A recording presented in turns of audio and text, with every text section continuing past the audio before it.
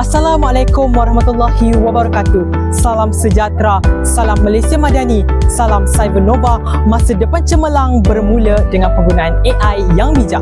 Pada hari ini, saya Muhammad Adam Shah Syarizal sebagai pegawai eksekutif Cybernova untuk membentangkan garis panduan penggunaan kecerdasan buatan di dalam kalangan murid.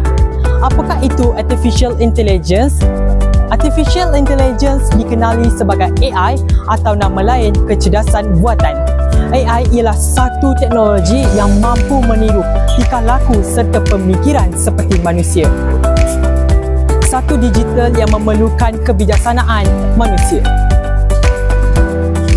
Seterusnya, apakah garis panduan penggunaan AI? Garis panduan penggunaan AI telah meliputi pelbagai aspek dan bidang pendidikan di dalam sekolah dan luar sekolah. Tujuan bagi penggunaan AI merangkumi dua aspek, iaitu membantu di dalam pembelajaran dan sumber informasi. Murid juga perlu tahu apakah garis panduan AI agar keselamatan dan privasi murid terjaga dengan selamat. Di samping itu, apakah garis panduan penggunaan AI bagi murid? Pertama, gunakan sebagai alat bantu, bukan menyiapkan kerja sekolah secara automatik atau menyalin bulat-bulat.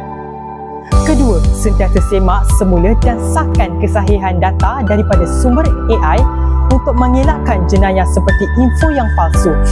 Ketiga, gabungkan penggunaan AI dengan pembelajaran secara tradisional. Ia dapat melahirkan murid yang lebih baik seperti anak baik lagi cerdik. Akhir sekali, pelbagai manfaat AI dalam pendidikan. Antara manfaat AI tersendiri ialah dapat membantu pelajar dan guru untuk menyelesaikan tugas.